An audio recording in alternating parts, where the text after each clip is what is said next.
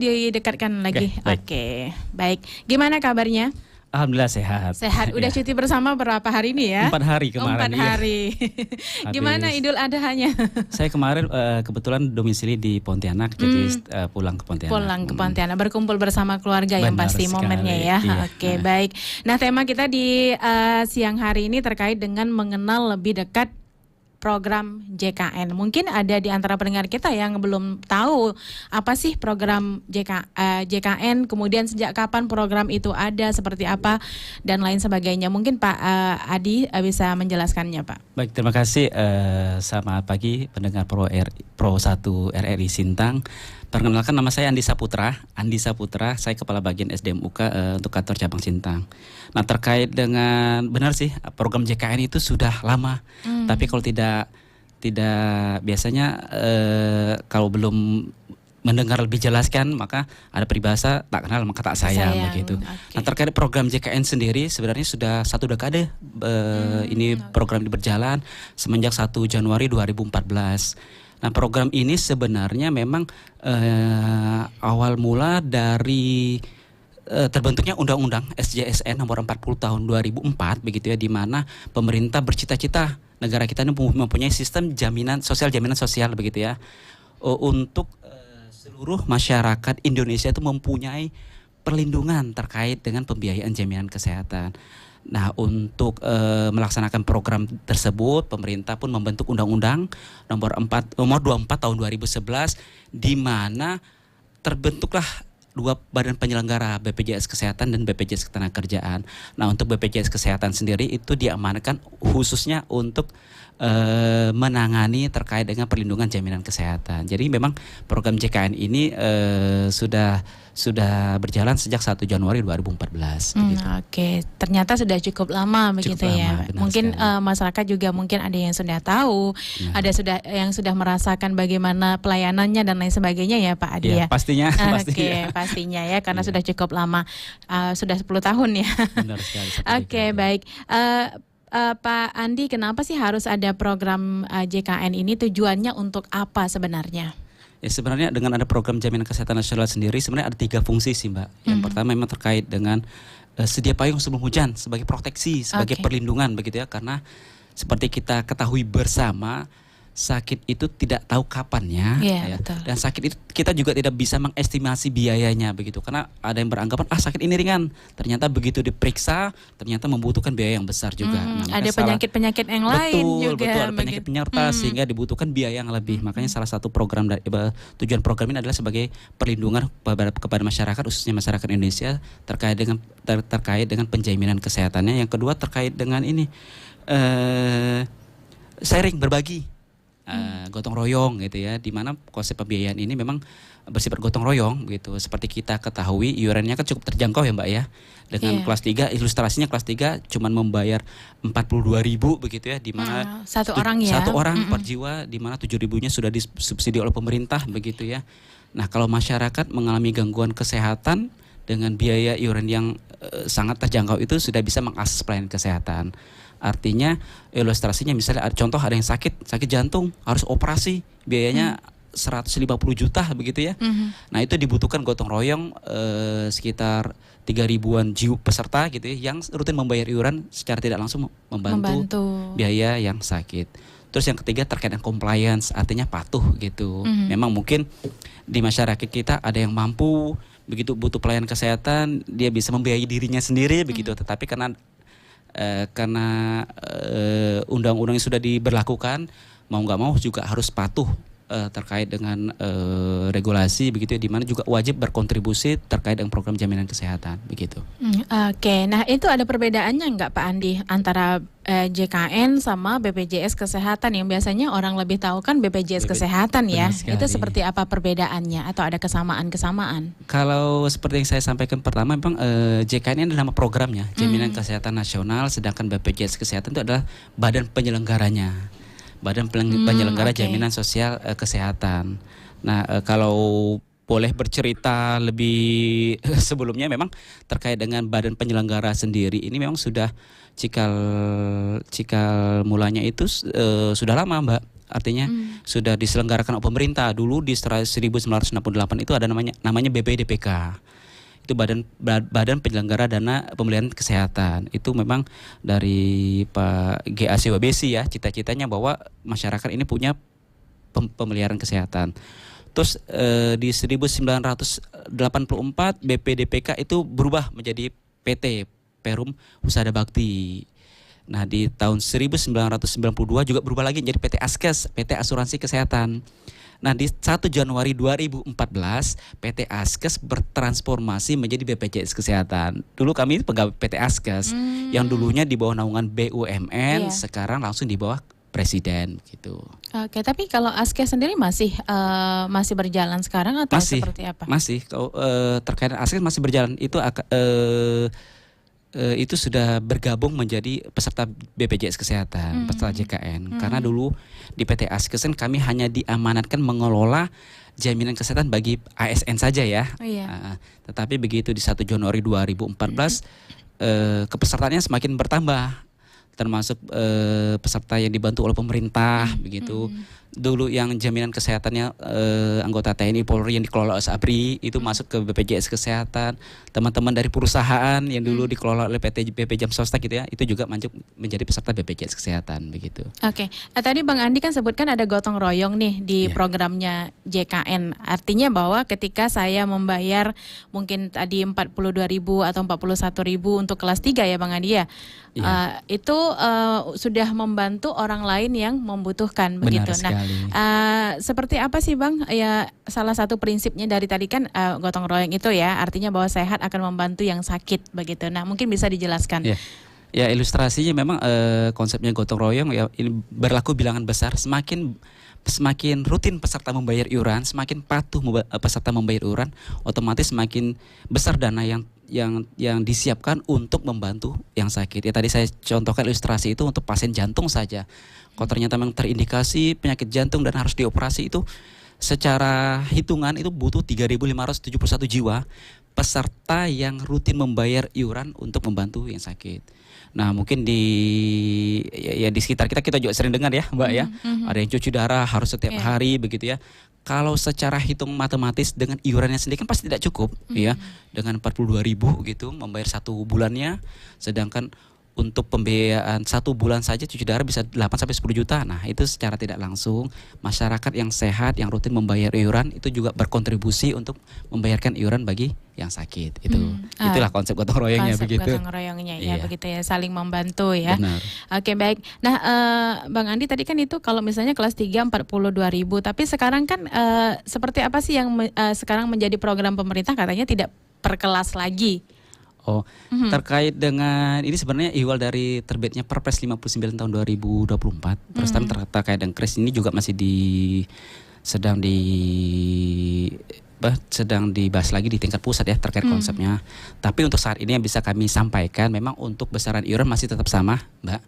Masih kelas 1 itu iurannya masih 150.000 per jiwa per bulan. Per bulan ya. Kelas 2 itu 100.000 per jiwa per bulan, dan kelas 3 itu 42.000 per jiwa per bulan, walaupun mungkin masyarakat bayar hanya 35.000 saja karena 7.000-nya itu disubsidi oleh pemerintah, itu saja. Oke, baik, sudah lebih diperingan ya, karena memang ketika kita sakit memerlukan itu kan memang kita berhak menggunakan ya begitu. Benar sekali. Baik, nanti kita akan lanjutkan kembali pendengar. Mungkin kita juga ada pendengar yang lain yang ingin bergabung ya, silahkan bergabung di line telepon 0565244477. Nanti saya akan tanyakan juga terkait dengan apa saja hak peserta JKN. Tapi kita jeda terlebih dahulu pendengar, tetap setia bersama kami.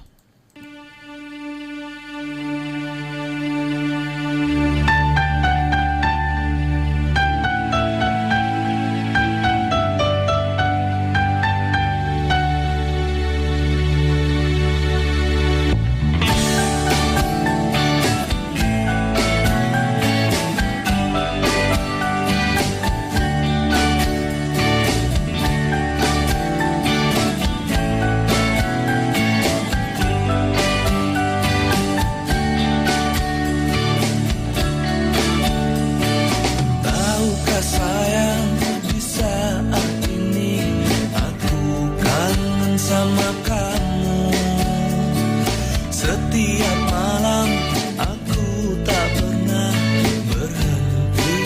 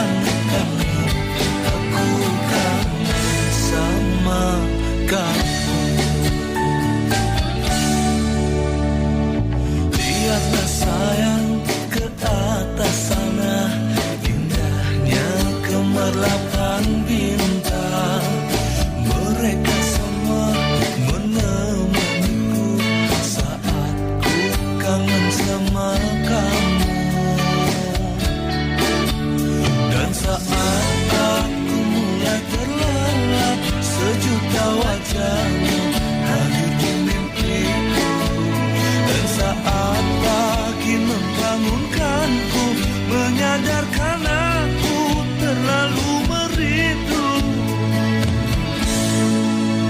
Sayang, aku kangen kamu.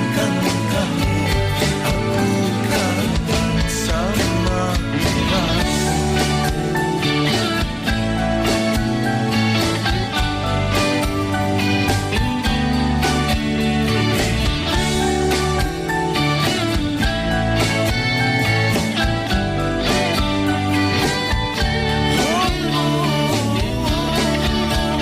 Dan saat aku mulai terlelap, sejuta wajahmu hadir di mimpiku.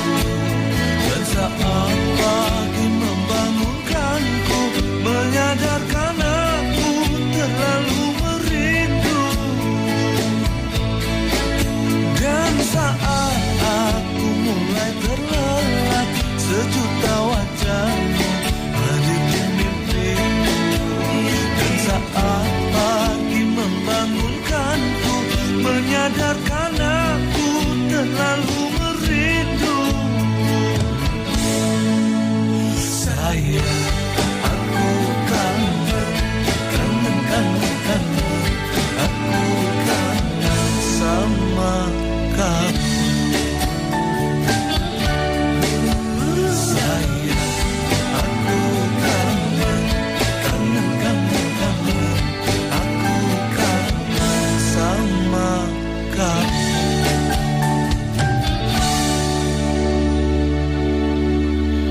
Pendengar, Anda masih bersama kami di program 1 Radio Republik Indonesia Sintang. Kami masih hadirkan untuk Anda mengenal lebih dekat program JKN bersama Andi Saputra. Beliau adalah Kepala Bagian SDM Umum dan Komunikasi BPJS Kesehatan Sintang.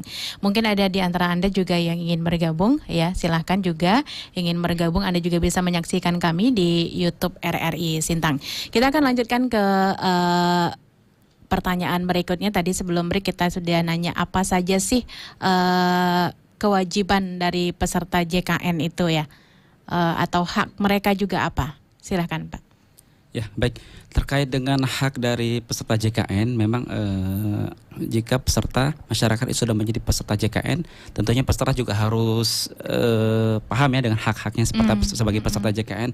Yang pertama memang untuk peserta JKN sendiri, nanti begitu registrasi mendaftar sebagai peserta JKN, peserta akan mendapat identitas peserta yang pastinya nomor kepesertaan itu sudah terintegrasi dengan data kependudukan. Hal ini juga mendukung program perekaman data kependudukan ya, karena memang wajib sifatnya begitu. Jadi mohon maaf jika masyarakat ingin daftar tapi datanya belum terintegrasi dengan data kependudukan. Jadi memang biasanya kami arahkan wajib melakukan integrasi dengan data kependudukan, baru nanti bisa mendaftar sebagai peserta JKN. Jadi datanya nanti sudah terkoneksi begitu.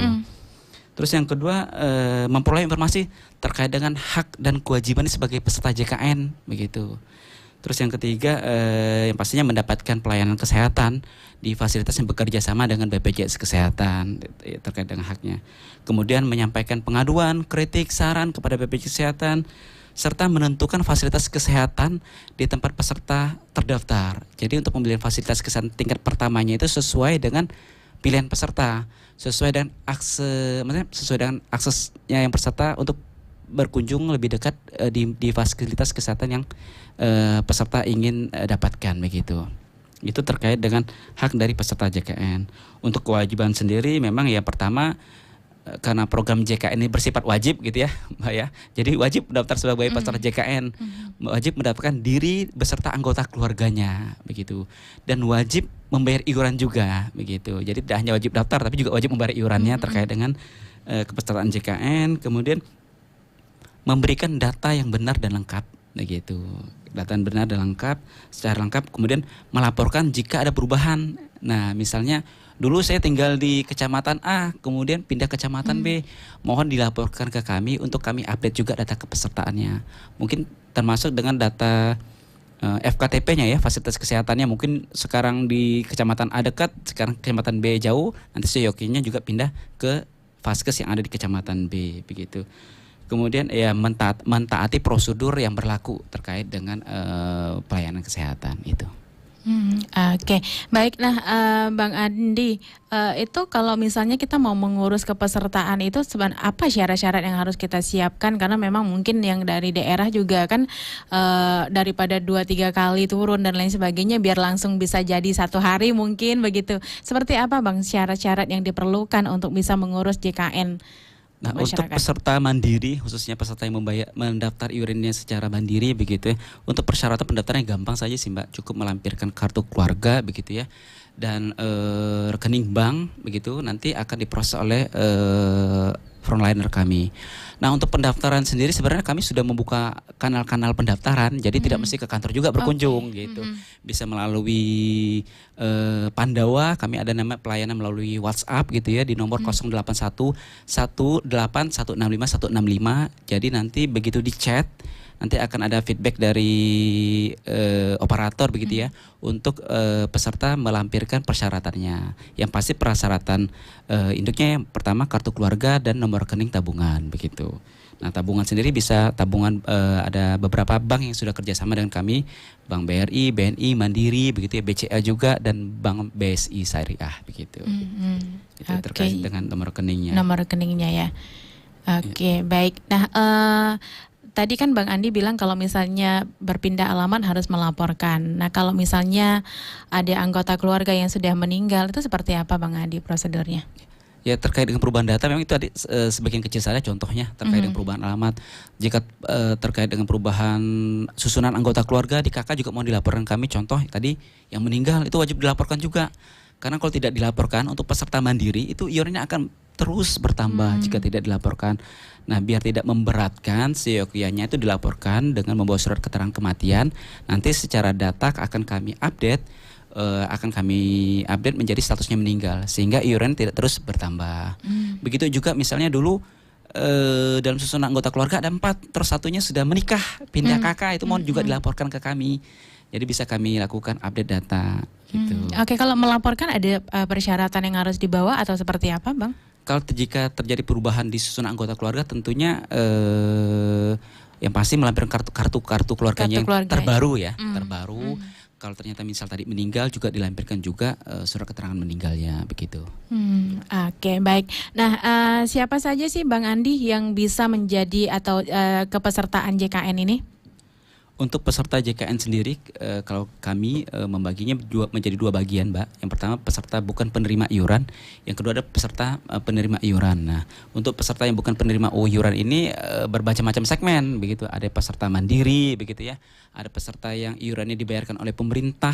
Maksudnya peserta yang iurannya itu dia bekerja secara formal, baik di pemerintah, baik di swasta, gitu ya, baik di TNI Polri. Itu pekerja yang bukan penerima iuran. Nah, untuk pekerja penerima iuran sendiri ya pekerja bukan penerima iuran sendiri, peserta penerima iuran sendiri itu memang kami juga membagi 2 segmen. Ada peserta yang iurannya dibayarkan oleh pemerintah pusat yang kita kenal dengan PBI, peserta penerima bantuan iuran begitu. Sebenarnya peserta PBI juga membayar iuran, cuman tidak melalui kantong mereka sendiri, tetapi dibayarkan oleh pemerintah. Begitu juga peserta penerima bantuan iuran yang dibayarkan oleh pemerintah daerah. Nah, itu juga iurannya dibayarkan oleh pemerintah daerah gitu. Jadi intinya semua peserta di program JKN itu membayar iuran semua. Tinggal sumbernya saja begitu. Kalau ada yang pekerja, sumbernya kan sumbangsi dari pemberi kerja dan pekerja begitu ya. 4% dari pemberi kerja, 1% dari si pekerja. Itu persentasenya. Tapi kalau untuk penerima bantuan iuran itu iurannya murni dibayarkan oleh pemerintah begitu, baik pemerintah daerah maupun pemerintah pusat. Oke, memang kalau misalnya yang itu pemberi kerja yang dari pusat misalnya udah dipotong gaji dan lain sebagainya. Betul sekali. Jadi tinggal ya rekening aja yang mungkin yang dikurangi ya Bang ya. Oke, nah tadi kalau untuk besaran sendiri iurannya sudah disampaikan ya Bang ya. Mungkin bisa diulang lagi supaya masyarakat yang mungkin belum atau berniat untuk membuatnya bisa menyisihkan uangnya lah atau menyiapkan begitu. Iya, siap. Jadi terkait dengan besaran iuran masih tetap sama sesuai dengan Perpres 82 tahun 2018.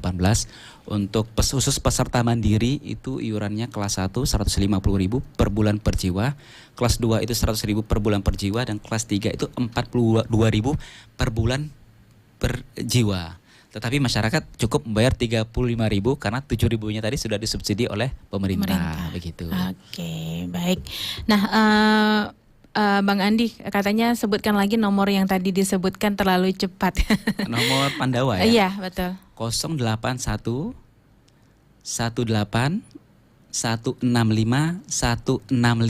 Oke, minta sekali lagi Bang Andi biar nanti 081 18 165 165. Oke, baik ya. Semoga tadi pendengarnya ya, sudah bisa mencatat ya untuk nomor HP-nya. Dan nanti kami akan lanjutkan kembali juga pendengar, kartu identitas peserta JKN itu yang berlaku saat ini itu seperti apa. Nanti kita akan bahas. Kita jeda terlebih dahulu.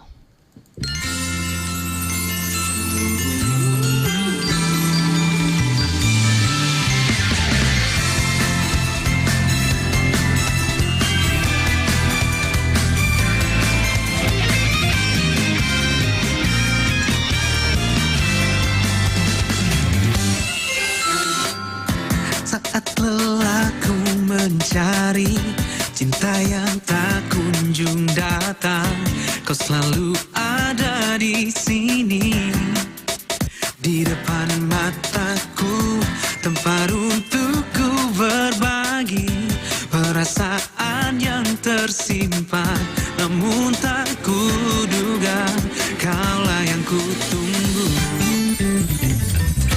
Canda kita tetap sama, tawa kita tak berubah, namun ada yang berbeda. Ku rasakan itu dari tatapan matamu yang bicara. Ada sesuatu di antara kita. Bila butiran asmara itu sudah ada, tunggu di antara kita, biarkan saja dia berbuah.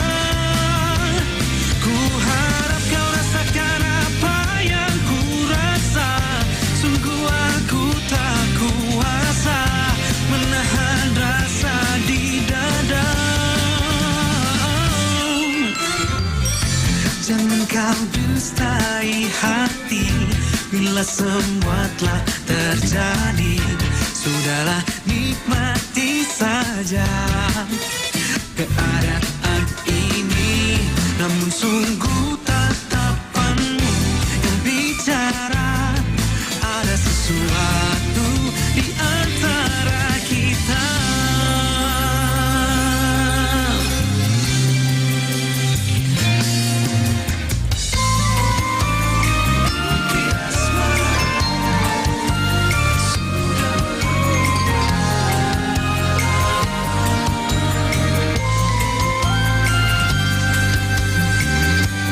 Bila butiran asmara itu sudah ada, tumbuh di antara kita, biarkan saja dia berbunga. Ku harap kau rasakan apa yang ku rasa, sungguh aku tak kuasa menahan rasa di dada. Jangan kau dustai hati, bila semua telah terjadi, sudahlah nikmati saja. Namun sungguh tatapanmu yang bicara, ada sesuatu di antara kita. Ada sesuatu di antara kita.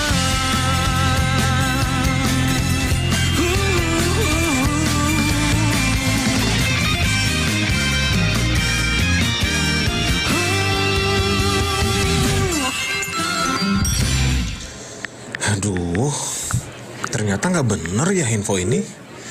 Mana aku udah share link ke grup lagi. Hapus aja deh. Semoga aja belum ada yang lihat. Kenapa sih? Pagi-pagi udah ribet. Ini nih, tadi aku share link berita ke grup tapi ternyata beritanya hoax. Kan jadi nggak enak. Makanya, kalau mau share berita, cari sumber yang bener dong. Jangan portal sembarangan. Kalau aku sih referensinya ini nih, rri.co.id. Infonya lengkap, ada berita update tentang Jakarta, Nusantara, dan dunia. Dan yang terpenting, berita-beritanya dijamin bener dan bukan hoax. Apa tadi? rri.co.id. Wah, iya nih. Lengkap ya infonya.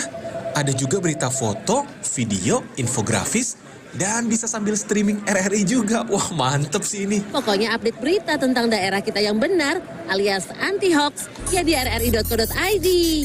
rri.co.id, sumber terpercaya dan teraktual. Masih bersama kami pendengar, kita membahas mengenal lebih dekat program JKN bersama Andi Saputra, Kepala Bagian SDM Umum dan Komunikasi BPJS Kesehatan Sintang.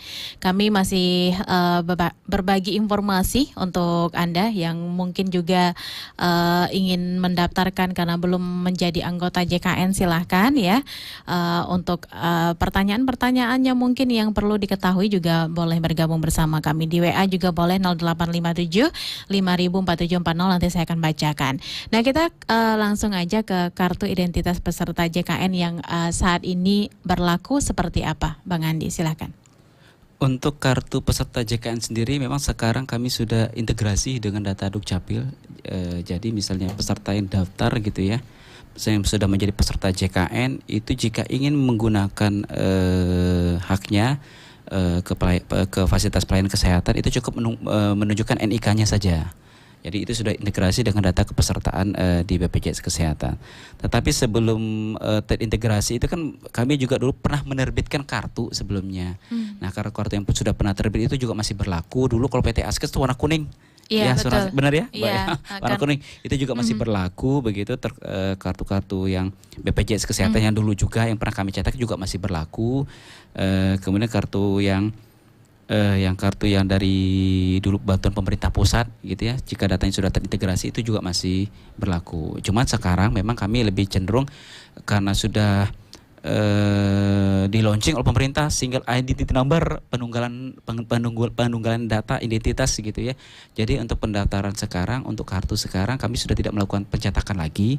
Cukup masyarakat jika sudah terdaftar sebagai peserta JKN itu mengakses pelayanan kesehatan dengan menunjukkan NIK-nya saja. NIK yang ada di KTP, NIK yang ada di KK maupun NIK yang ada di KIA begitu. Jadi sudah langsung ya. Integrasi ya.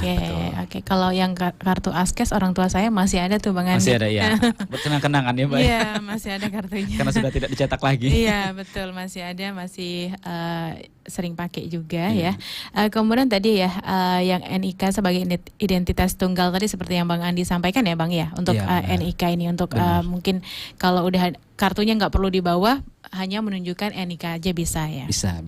Oke, baik. Nah, apa manfaatnya, Bang, untuk penggunaan NIK sebagai identitas peserta program JKN KIS ini? Salah satunya tadi yaitu kita tinggal menunjukkan itu ya. Yang lain di BPJS Kesehatan sendiri untuk JKN ini seperti apa?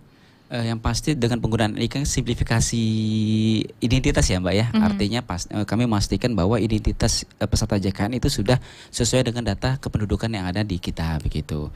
Jadi memang untuk akses daripada banyak-banyak kartu dengan NIK saja sudah bisa terdeteksi begitu. Artinya kepesertaannya yang bersangkutan terdaftar sebagai peserta segmen apa begitu. Karena ini juga amanat dari undang-undang terkait dengan penggunaan nomor induk kependudukan begitu ya, di Undang-Undang Nomor 24 tahun 2013 pasal 1 itu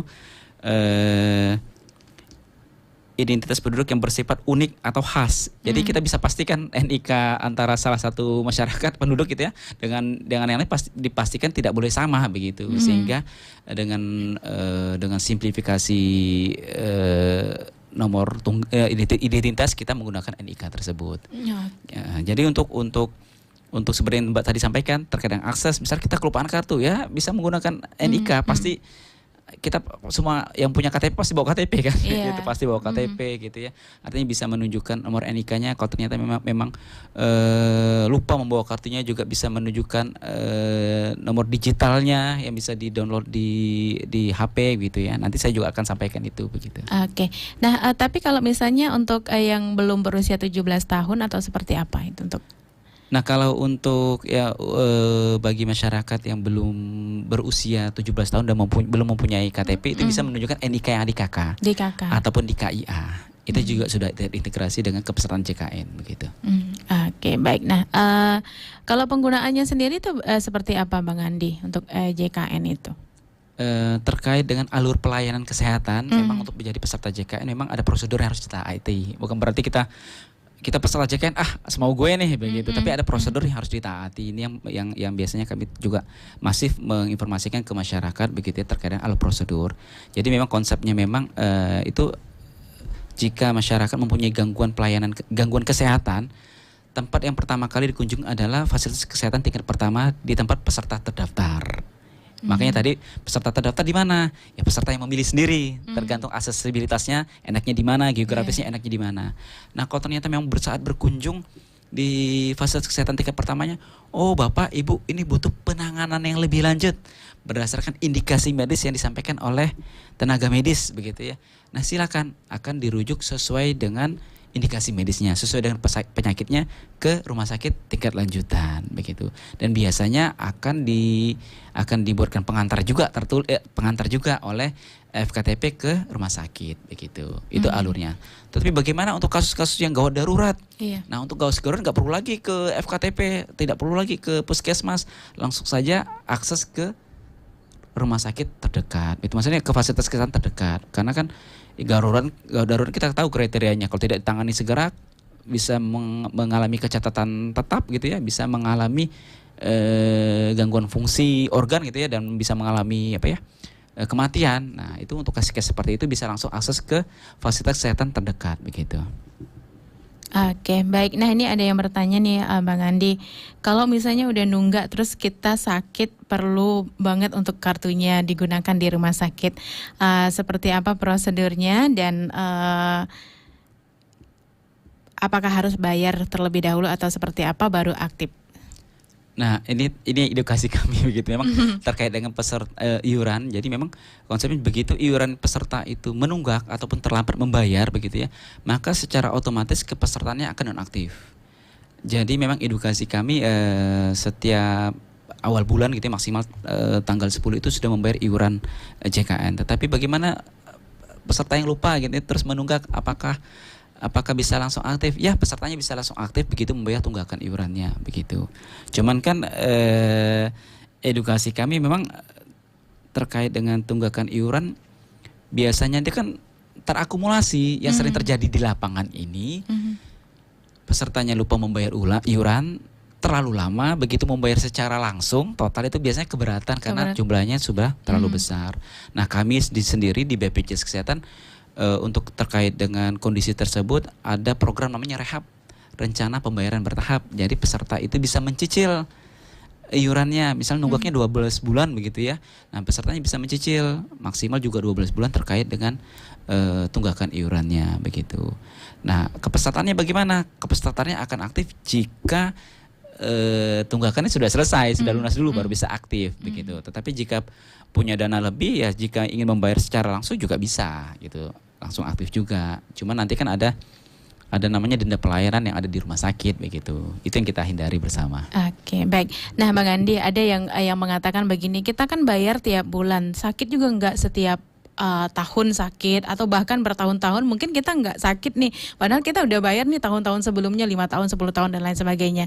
Nah, ketika kita nunggak dikit itu kayak kalau mau berobat itu kan harus bayar dulu baru bisa berobat tadi seperti Bang Andi sampaikan. Nah, seperti apa sih Bang yang begitu, yang kadang-kadang kan pandangan masyarakat bilang udah bayar 10 tahun tapi sekali kita sakit harus karena nunggak harus begini-begini. Nah, itu seperti apa Bang? Ya memang terkait dengan iuran ini kan terkait dengan iuran memang harapannya memang peserta masyarakat rutin membayar iuran. Ya kita ketahui sakit itu tidak mengenal kapan waktu begitu ya. Jadi memang terkait dengan iuran sendiri harapan kami peserta rutin membayar iuran karena tadi konsep gotong royong nih Mbak. Iya. Begitu kita tidak membayar iuran gitu ya. Begitu kita membayar iuran secara rutin saja, iuran yang kita bayarkan itu sudah digunakan oleh saudara-saudara kita yang membutuhkan. Apalagi jika kita tidak terlambat membayar iuran, artinya kan ada kendala terkait dengan konsep pembiayaan. Makanya kami mengedukasi masyarakat untuk rutin membayar iuran JKN ya, agar saat butuh akses pelayanan ke sana itu tidak terkendala. Itu edukasinya. Memang ya pertanyaannya, kan kami sudah bayar 5 tahun sebelumnya, 10 tahun sebelumnya, kan belum digunain. Ya itu loh, secara tidak langsung sudah membantu masyarakat yang tadi. Karena secara hitungan matematis itu memang bisa saja yang sudah bayar 5 tahun gitu ya, begitu dia butuh sakit, mungkin kalau secara matematika gitu ya, secara matematis hitungan, mungkin dia harus bayar 15 tahun baru bisa tertutupi biaya pelayanan kesehatannya. Begitulah konsepnya. Lagi memang kita tekankan gotong royong di sini terkait kembali dengan konsep lagi pembiayaannya. Betul sekali. Yang sehat membantu yang sakit. Itu harus kita tanamkan. Jadi ya, begitulah. Oke, baik. Nah, kita di penghujung acara, mungkin apa saja yang menjadi kanal layanan BPJS Kesehatan, Bang Andi? Nah, terkait dengan kanal layanan BPJS, kami juga membuka kanal-kanal layanan begitu ya. Selain yang pelayanan tatap muka, langsung peserta berkunjung ke kantor kami juga membuka layanan yang non tatap muka. Contoh layanan non tatap muka tadi, melalui masyarakat bisa mendownload aplikasi mobil JKN yang ada di Play Store. Ada 19 fitur di situ, sangat memudahkan sekali Mbak, terkait dengan masyarakat yang tadi saya sampaikan ingin merubah vaskes, bisa melalui ke mobil JKN saja, tidak perlu jauh-jauh berkunjung ke Sintang begitu yang dari kecamatan, hanya merubah vaskes begitu ya. Termasuk mengupdate data dirinya. Kemudian non tatap muka juga kami ada care center, bisa ditelepon 165 selama 24 jam, itu juga aktif jika ada ada peserta yang membutuhkan informasi terkait dengan JKN gitu ya. Ada juga layanan Pandawa tadi itu, pelayanan melalui WhatsApp. Itu WA ya, jangan ditelepon ya, nanti khawatir nelpon pula. Itu saya ulangi nomornya 08118165 165 08118165 165. Kemudian untuk pelayanan yang tatap muka, kami juga mulai menggalakkan BPJS keliling. Mungkin ada masyarakat yang melihat, biasanya ada tim kami gitu ya dari BPJS Kesehatan di bagian pelayanan peserta gitu ya, yang sehari-hari ke kecamatan biasanya membuka pelayanan yang melalui mobil customer service begitu ya. Kemudian kami juga membuka pelayanan di mall pelayanan publik di Sintang. Jadi alternatif masyarakat jika ingin berkunjung tidak hanya di kantor BPJS Sintang saja, tapi juga bisa di kantor BPJS di kanal pelayanan kami yang ada di MPP begitu. Oke, baik. Nah, kalau untuk ada program rehab, rencana pembayaran bertahap tadi ya Bang Andi ya, atau cicilan bagi peserta yang menunggak, itu seperti apa Bang? Nah, untuk program sendiri memang itu solusi yang kami tawarkan untuk peserta yang sudah mempunyai tunggakan terlalu besar gitu ya, sehingga membayar secara langsung itu terlalu berat. Kami mempunyai program namanya rencana pembayaran bertahap, jadi masyarakat bisa mencicil sesuai dengan kemampuannya begitu ya, dengan catatan yang bersangkutan itu sudah menunggak lebih dari 3 bulan begitu. Nanti peserta yang memilih, maksimal 12 bulan, pesertanya mampu nyicilnya berapa bulan begitu.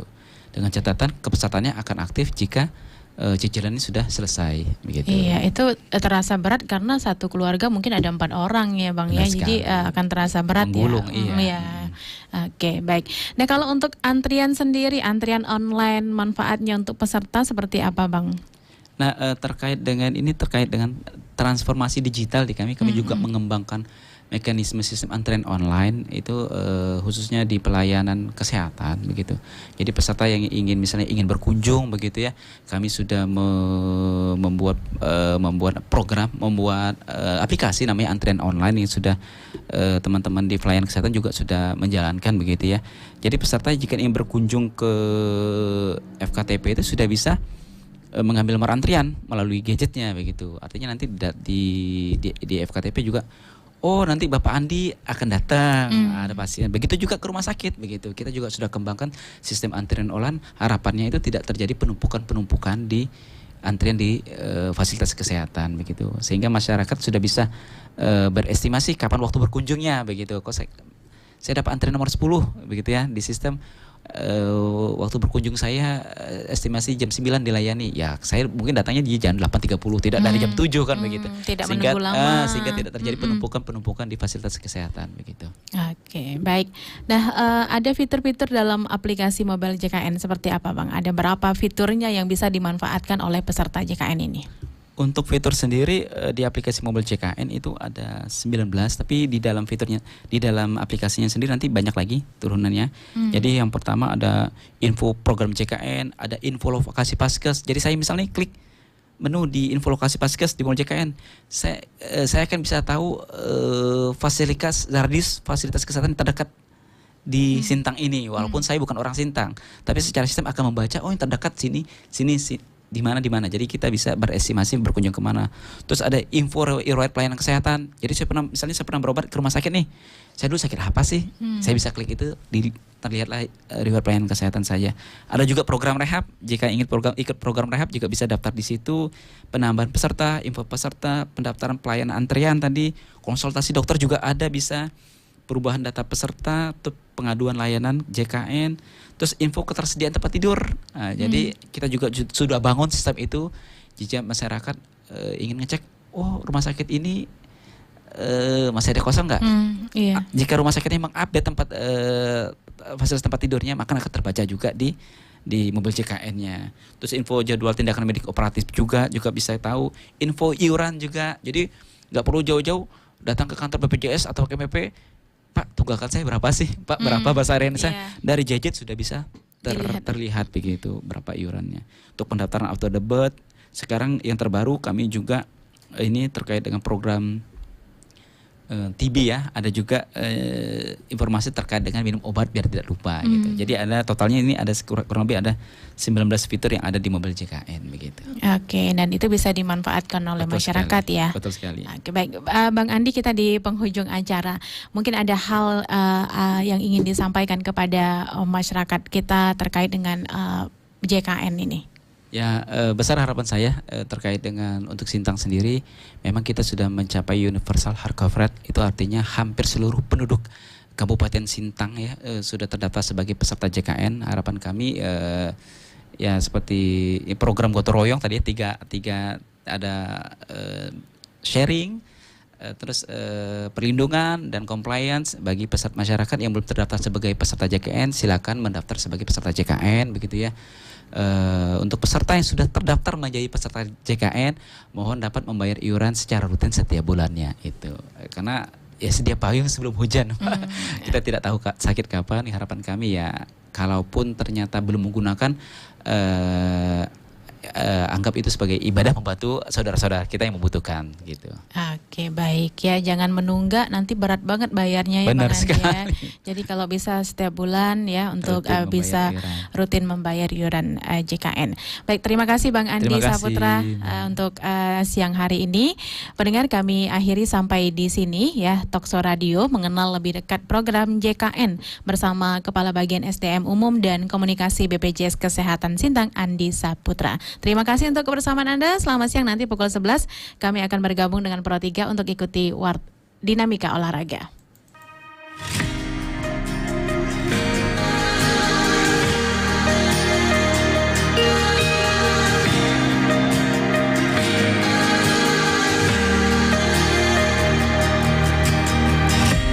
Caraku untuk menjaga hati